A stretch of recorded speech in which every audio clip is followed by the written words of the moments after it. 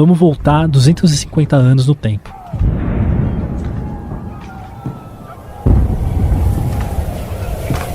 É 1776, noite de Natal.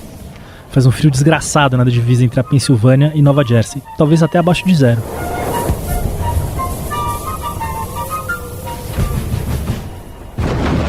Na beira congelada do rio Delaware, o general George Washington estuda seu próximo passo. Dele vai depender o futuro de um país que tinha acabado de proclamar sua independência. Os Estados Unidos decidiram romper com a Inglaterra alguns meses antes, em julho daquele ano. Mas ao contrário do Brasil, onde um príncipe português liderou o processo mais ou menos pacífico de separação de Portugal, nos Estados Unidos o pau quebrou e quebrou para valer. Era uma guerra bastante sangrenta.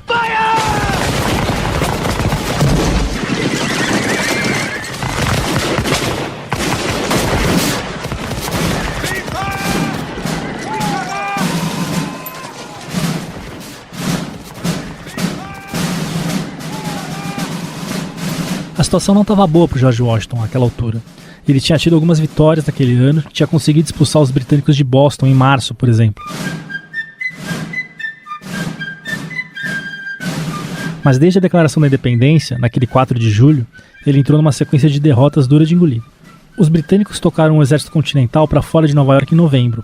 Muita gente desertou, muita gente morreu também, muita gente foi presa. A moral da tropa estava muito baixa e o George Washington precisava de uma vitória para virar o jogo, e de preferência com um elemento surpresa.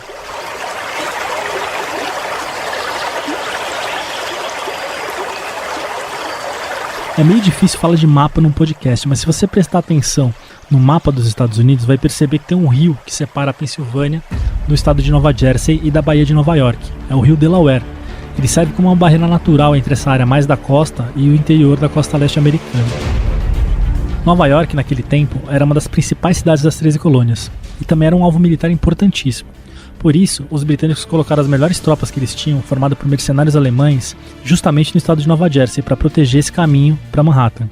Eu vou tentar mais ou menos explicar a estratégia do George Washington.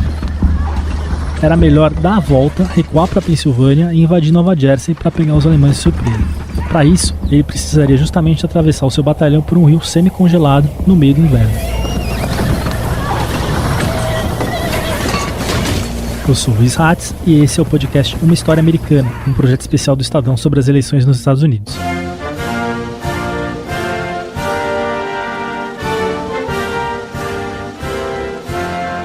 Em 10 episódios, a gente vai pegar 10 momentos cruciais da história americana e contar a história dos 10 presidentes que lideraram o país nesses momentos e o que eles ensinam para a democracia de hoje.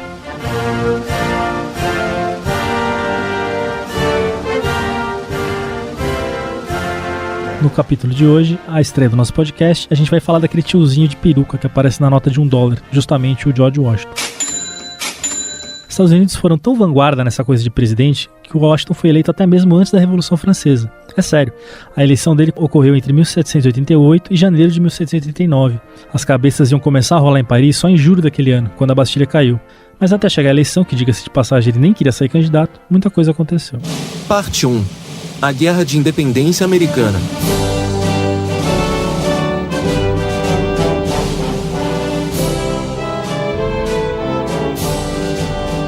Todo mundo aprende na escola a diferença entre a colonização do Brasil e dos Estados Unidos. Aqui, os portugueses exploraram recursos naturais e nas 13 colônias os ingleses fizeram a tal da colônia de povoamento. É verdade, mas isso não impediu a coroa inglesa de explorar as 13 colônias. Elas tinham, sim, algum grau de autonomia, mas o comércio tinha uma série de regras e eles tinham que pagar impostos como qualquer outra colônia. E a Guerra da Independência Americana começou, como quase tudo na vida, justamente como uma briga para não pagar mais impostos.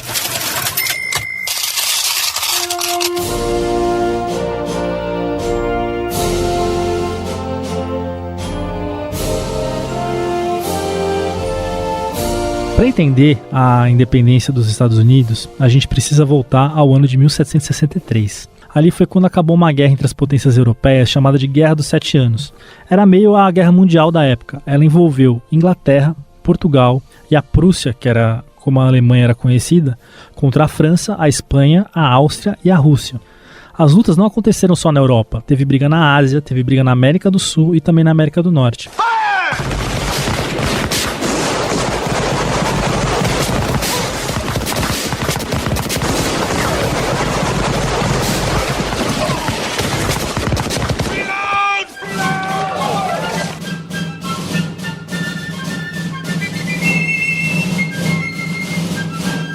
Foi nessa guerra, por exemplo, que o Uruguai foi cedido a Portugal e a Espanha passou a ocupar uma parte do Rio Grande do Sul e de Santa Catarina, por exemplo.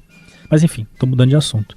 O importante dessa guerra, para nossa conversa aqui, é que ela drenou grande parte dos recursos da coroa do Reino Unido. E para sair do vermelho, o rei George III resolveu, entre outras coisas, aumentar os impostos dessas 13 colônias da América do Norte. E quem vai ajudar a gente a entender melhor esse rolo é o professor Victor Isaacson, historiador da UFRJ e fellow da Biblioteca George Washington em Mount Vernon, na Virgínia. Para mim, o fator que mudou o jogo todo foi a Guerra dos 7 Anos.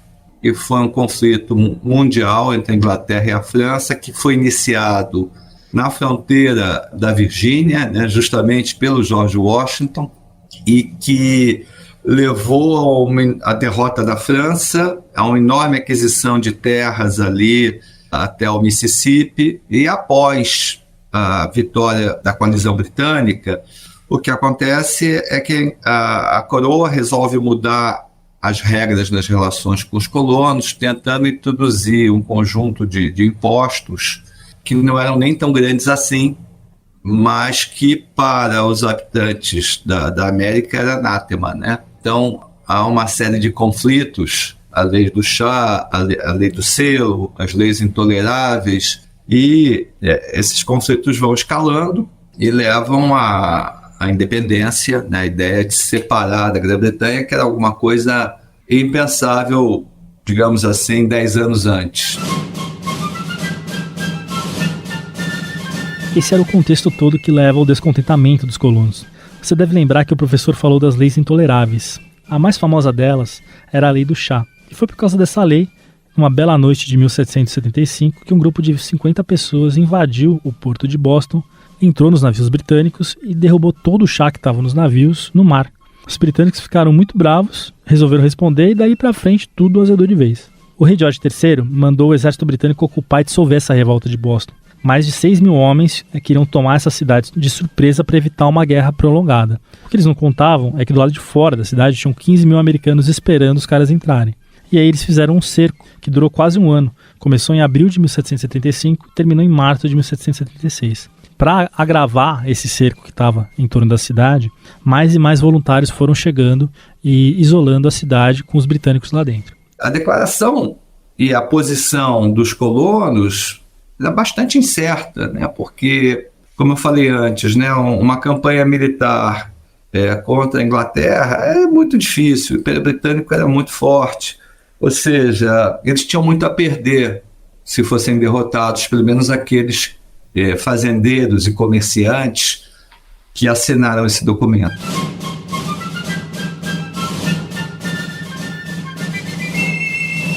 É também em julho que o personagem do nosso podcast entra definitivamente na guerra.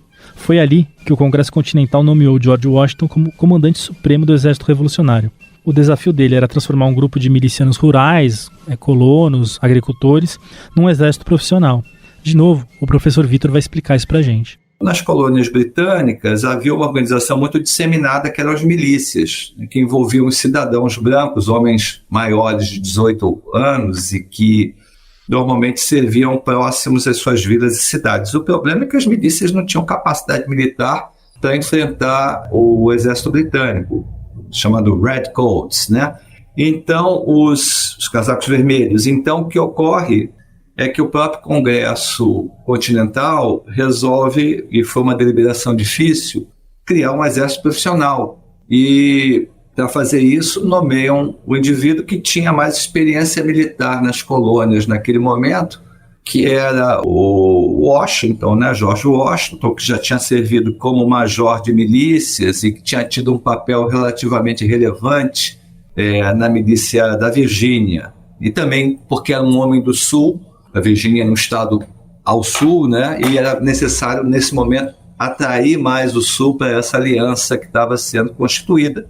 Também porque Washington era um homem rico, tinha fama de ser um bom comandante. Então, mas esse exército era, para os padrões da época, muito fraco, né? Com muitos problemas operacionais. E o próprio Washington nunca havia comandado mais de 1.500 homens em campo, né, na sua experiência anterior. Não tinha conhecimento de logística, né?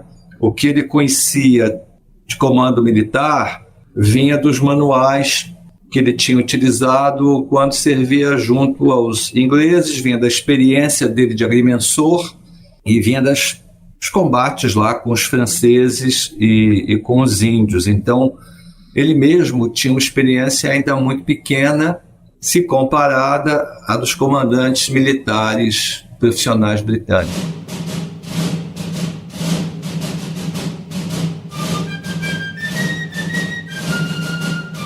Então Washington aceitou esse desafio e começou a liderar a ofensiva contra os ingleses. Ele montou o quartel-general dele na cidade de Cambridge, em Massachusetts, e decidiu que antes de atacar os ingleses em Boston, o ideal era ter uma tropa treinada, coesa e preparada. Mas o problema é que ele tinha muitas dificuldades, muitos problemas. Ele não tinha arma, não tinha dinheiro, não tinha munição, ele temia deserções e mais de uma vez ele desistiu de atacar os ingleses. Essa cautela sempre esteve presente no George Washington, principalmente no começo da guerra, e isso até rendeu algumas críticas para ele. Críticos e adversários diziam que ele não tinha coragem de ter uma atuação mais incisiva, que talvez ele não fosse o comandante militar mais qualificado para esse tipo de campanha. Só que o tempo, como diria o poeta, é senhor da razão, né?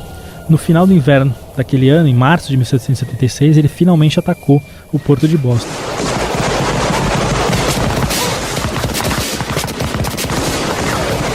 Ele contava com armas roubadas dos britânicos que eram muito efetivas e provocaram estrago danado nas defesas dos ingleses. Os generais que estavam ali lutando pelo rei pediram para fugir e ofereceram em troca não queimar a cidade. O George Washington aceitou. E aí a gente teve a primeira vitória americana na guerra. Só que enfrentar um exército que na época era considerado o melhor exército do mundo não era fácil. A próxima batalha entre Washington e os ingleses na cidade de Nova York seria muito mais difícil. Rapidamente, o Washington e seus principais comandantes, como o Henry Knox, perceberam que não dava para enfrentar os britânicos em campo aberto, né? Eles tiveram um pouco mais de sucesso no início, porque a guerra começa em volta de Boston, e os britânicos não tiveram condição de ocupar Boston por muito tempo, então os colonos, aí já se autoproclamando americanos ou patriotas, retomam Boston, mas depois eles sofreram uma derrota forte em Nova York, né? Porque até mesmo as características da cidade, de ser uma ilha, né? Manhattan, uma ilha, na época com muitos canais cortando, então isso facilitava muito a navegação das tropas inglesas. Então, a partir dessa experiência, eles se retiram de Nova York e vão andando ali por Nova Jersey e pela Pensilvânia, né? As poucas vitórias, como Trenton, que os patriotas conseguem vencer, são ataques surpresas, né?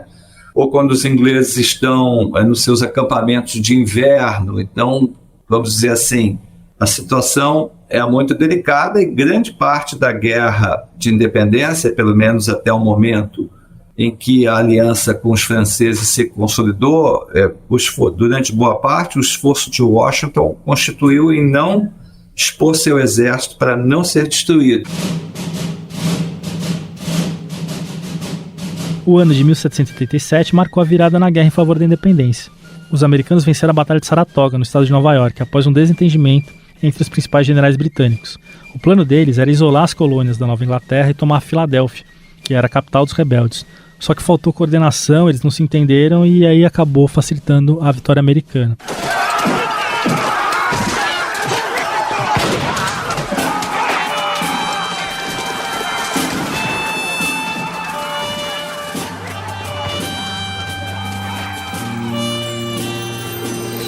Essa vitória foi crucial porque ela convenceu os franceses a entrar na guerra, e como explicou o professor Vitor pra gente, isso foi fundamental em mudar a correlação de forças e possibilitar aí uma derrota dos ingleses. A partir de 1778, quando a situação começa a melhorar, porque assina-se o tratado com a França, né? E aí a França começa a pensar, foi tudo muito lento, em mandar uma força expedicionária e uma marinha.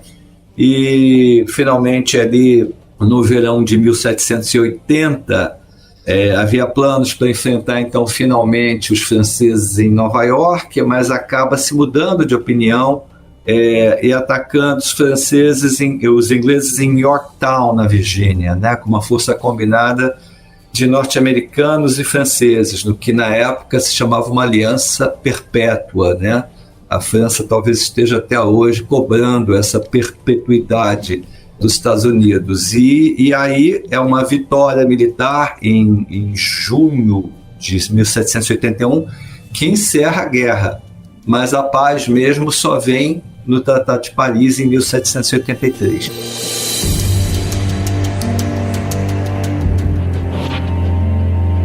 Pela primeira vez, uma colônia nas Américas conquistava sua independência. E também pela primeira vez na história, um estado de uma dimensão territorial considerável seria gerido como uma república. Os exemplos que tinham anteriormente eram lugares mais ou menos pequenos, como as cidades-estados da Grécia ou aquelas cidades italianas.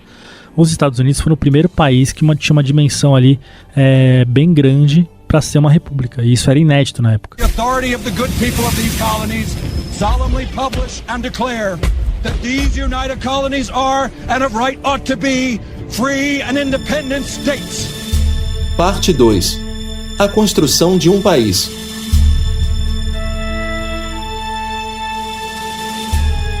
O período entre 1783 e 1789 foi bastante complexo para os americanos.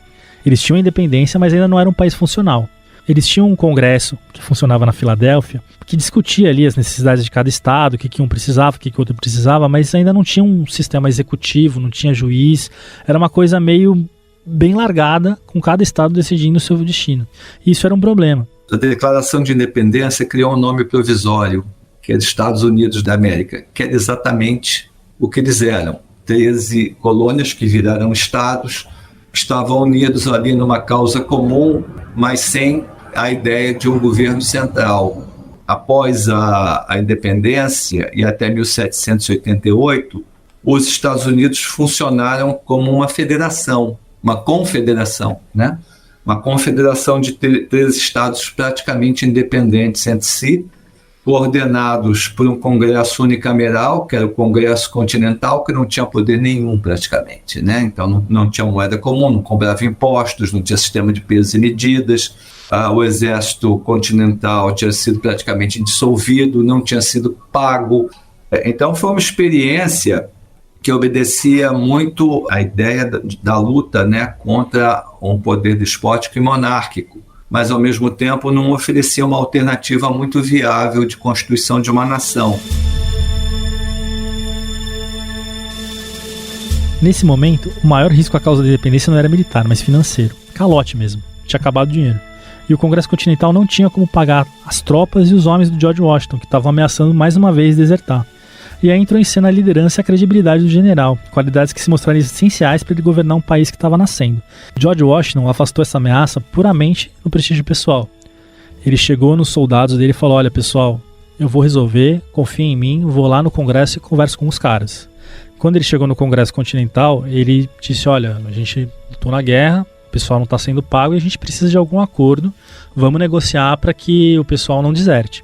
Ele conseguiu um pacto com o Congresso da Filadélfia que previa o pagamento de metade do soldo até o fim da guerra, e depois os soldados que lutaram receberiam terras para virar agricultores ao longo das 13 colônias.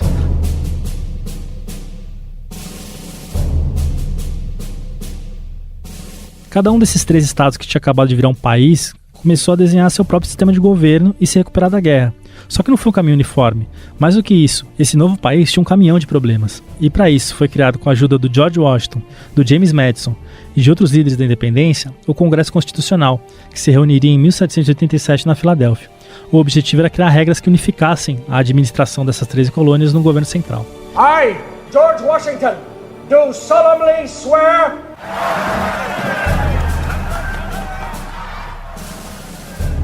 De novo com a palavra, o professor Vitor. A confederação começou a dar tanto problema que mesmo na Inglaterra chegou a prever a volta, né, ao Império Britânico por falta de coordenação. Um problema muito sério é que as concepções sobre democracia e liberdade na época eram fortemente enviesadas para um pensamento no qual a democracia só seria possível em comunidades muito pequenas, onde os cidadãos podiam se reunir livremente e discutir.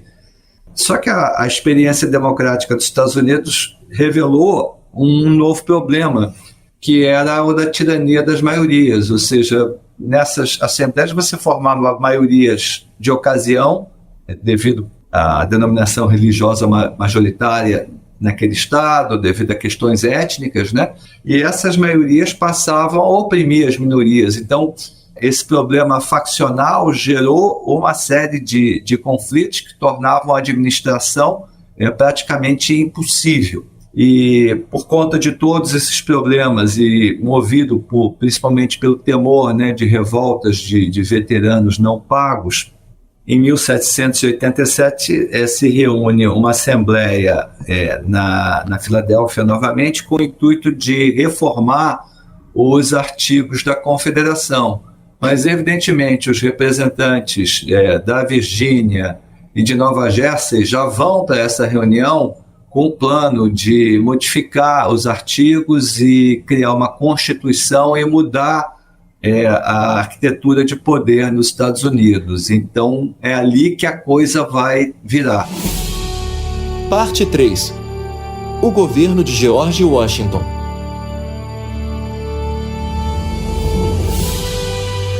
Quando a gente chega a 1788, a gente já tem um país independente, uma constituição e regras mais ou menos definidas. A única coisa que faltava era saber quem ia ser o comandante daquele novo país. Então eles começaram a organizar as eleições. O voto naquela época era restrito basicamente a homens brancos e senhores de terra. Escravo não votava, mulher também não votava. Foi tão restrito que apenas 43 mil pessoas votaram naquela eleição que tinha 12 candidatos. O George Washington foi eleito basicamente por aclamação. Só para comparar, na última eleição em 2020, quando o Joe Biden foi eleito presidente, 158 milhões de pessoas votaram nos 4 candidatos que estavam na disputa, sem restrição nenhuma de gênero, de raça, muita diferença, né? Apesar da eleição hoje em dia ter pouco a ver com a primeira, o processo ainda é basicamente o mesmo. Mais importante do que isso, ele acontece religiosamente a cada 4 anos, em meio a pandemias, crises ou até mesmo guerra mundial. E sempre por meio de um carinha que todo mundo aqui já ouviu falar, é o famigerado Colégio Eleitoral. O Colégio Eleitoral já existia desde aquela primeira eleição, lá em 1789. E naquela época, o Washington foi o mais votado pelos delegados dos 3 estados. Todos os 69 delegados votaram nele. Todo mundo amava o cara. E o mais curioso é que ele não queria participar da disputa. Teve que ser convencido por aliados e amigos. O Washington ele tinha 2 preocupações. A primeira, ele conservava o mito de Cincinnato, que é um general romano que voltava para sua fazenda depois das batalhas. E por outro, Washington tinha também essa preocupação enorme de como ele seria lembrado posteriormente, né? Então, ele não queria se mostrar como uma pessoa que queria obter o poder ou usar o exército para obter o poder.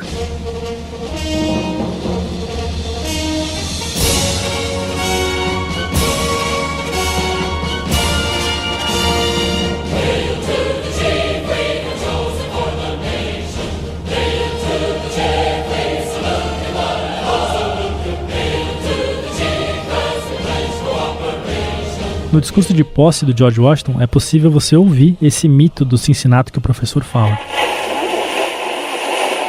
Companheiros do Senado e da Câmara dos Deputados, entre as vicissitudes inerentes à vida, nenhum evento poderia ter me enchido de maior ansiedade do que aquele cuja notificação foi transmitida por sua ordem e recebida no dia 14 deste mês. Por um lado, fui convocado por meu país, cuja voz nunca posso ouvir a não ser com veneração e amor, a deixar um retiro que eu havia escolhido com a mais carinhosa predileção e com esperanças lisonjeiras a decisão imutável de se tornar o asilo de meus anos de declínio. Por outro lado, a magnitude e a dificuldade da tarefa a que fui chamado é suficiente para despertar no mais sábio e experiente de nossos cidadãos dúvidas sobre suas qualificações. É um desafio que encheria de desânimo alguém que, sem dons naturais e não praticando os deveres da administração civil, deveria estar especialmente consciente de suas próprias deficiências. Nesse conflito de emoções, tudo o que ouso afirmar é que tenho estudado fielmente para cumprir meu dever, a partir de uma apreciação justa de todas as circunstâncias pelas quais ele pode ser afetado.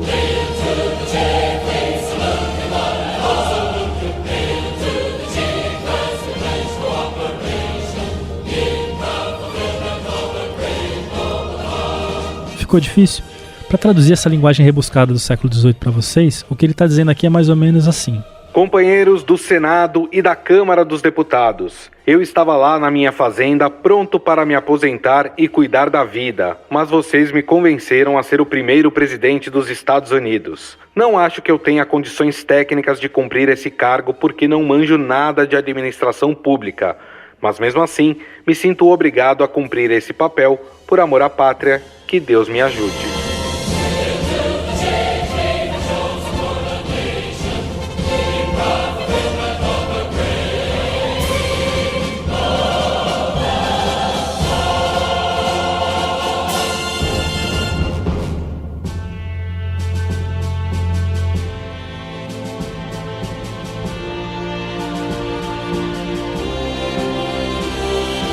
O George Washington concentrou seu primeiro mandato basicamente em esboçar uma burocracia estatal para governar aquele país que estava nascendo. Uma das primeiras missões dele foi montar o secretariado, e ele tinha apenas 4 ministros. Thomas Jefferson, todo mundo já ouviu falar também, era o secretário de Estado, Alexander Hamilton era o secretário do Tesouro, Henry Knox, o secretário da Defesa, e Edmund Randolph, o advogado-geral da União. O maior desafio desse primeiro governo basicamente foi criar do nada, mas muitos filósofos já tinham imaginado, mas nunca ninguém tinha colocado em prática. Você deve lembrar da escola, da faculdade, dos filósofos iluministas, daquela separação dos poderes e tudo mais.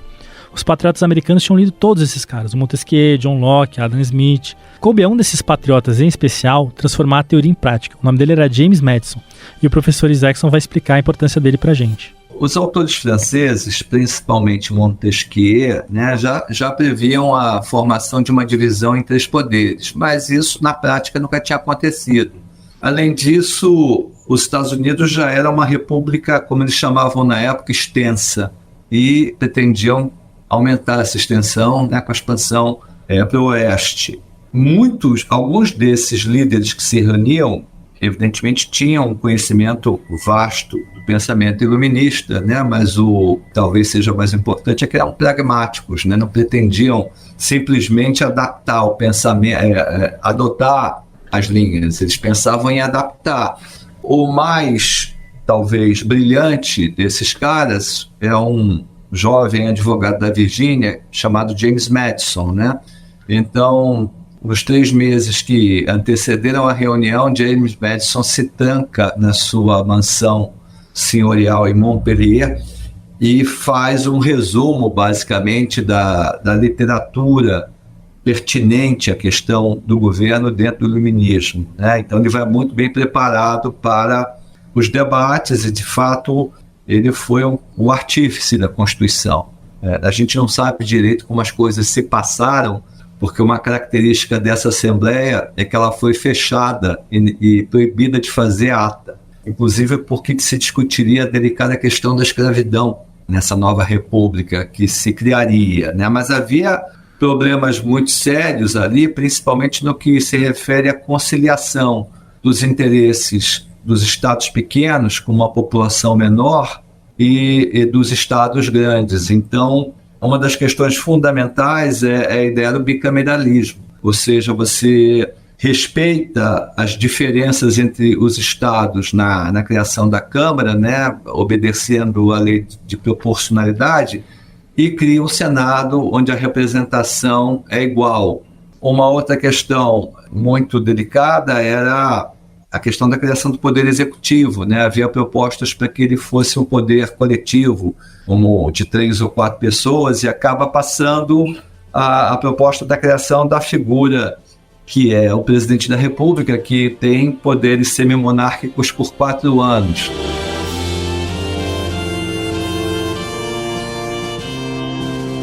Além de montar um gabinete e nomear juízes, o primeiro governo do George Washington também precisou começar do zero coisas bem básicas, como o primeiro banco dos Estados Unidos, como definir onde seria a capital e como definir um sistema de cobrança de impostos. No segundo mandato, o Washington também foi reeleito por unanimidade. A principal marca desse mandato foi que ele teve que lidar com a primeira crise internacional da história dos Estados Unidos. A Revolução Francesa tinha abalado toda a Europa e a França e a Inglaterra estavam mais uma vez em guerra. Se você lembrar do começo do episódio, os franceses ajudaram os americanos a se separar dos ingleses e esperavam ali uma certa reciprocidade. Mas, contrariando um tratado que eles tinham com os franceses, Washington preferiu ficar neutro, não se meter, dando início a uma tradição de isolamento em conflitos europeus dos Estados Unidos que duraria praticamente aí até a Segunda Guerra Mundial.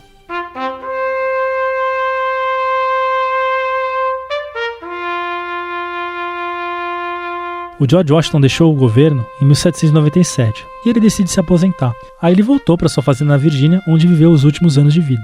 Apesar de ter sido um comandante militar muito importante, ele nunca confundiu essa função de líder militar de guerra com a função de um chefe de Estado, de um presidente, e deixou um legado para a democracia americana que reside até hoje.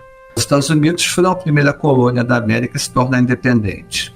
Foram o primeiro Estado a funcionar com uma situação de 3 poderes completamente independentes. Inicialmente o judiciário nem tanto, porque Washington indicou todos os juízes, tem uma influência enorme depois.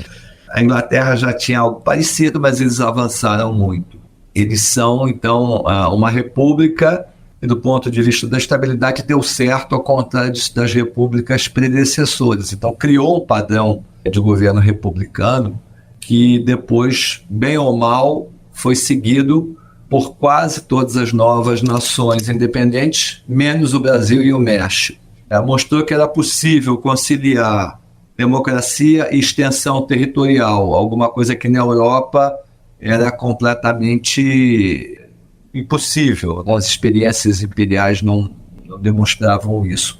E, posteriormente, mostrou que era possível compatibilizar a extensão com uma democracia ainda mais extensa, com a expansão do sufrágio universal, pelo menos entre os homens brancos, né?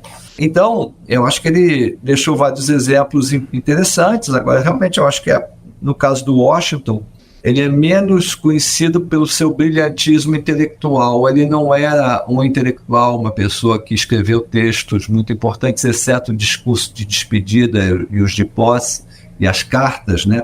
Como, por exemplo, foi Simão Bolívar, que conjugava a ideia de líder militar e de um intelectual. Mas o Washington, a liderança que o Washington exerceu no seu período, tanto como comandante militar, depois como presidente da Assembleia Constitucional e depois como presidente da República, ela dá um exemplo assim, de uma certa tolerância e uma certa capacidade de trabalhar com ideias opostas, que eu acho que é fundamental, de certa forma, né, para a evolução política posterior dos Estados Unidos. Ou seja, eles começaram bem nesse sentido. Washington não quis tomar o poder, não quis militarizar o país, né? Então não usou a sua função de líder militar para exercer uma influência indevida sobre a política. E isso, de certa forma, é um exemplo que está muito ligado à própria ideia de subordinação militar na tradição americana, que eles chamam do controle objetivo. Então acho que o Washington é um ponto de partida e para realmente a formação de um sistema democrático que, com seus altos e baixos, está aí funcionando, né, há mais de 200 anos, sem nenhuma quebra constitucional absurda, né, sem nenhuma interrupção.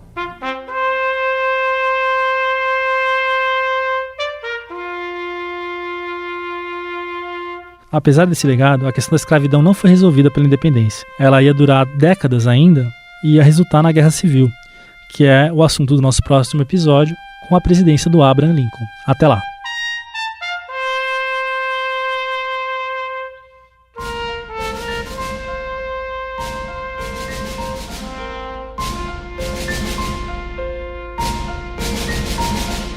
O podcast Uma História Americana é uma realização da Editoria Internacional do Estadão. Contou com a apresentação, roteiro e entrevistas minhas, Luiz Hatz, produção de Gustavo Lopes, sonorização e montagem de Moacir Biasi e narração incidental de Gustavo Lopes. Você ouve esse podcast em todas as plataformas de streaming e no canal do Estadão no YouTube. Os episódios novos são sempre publicados às terças, às 6 da tarde.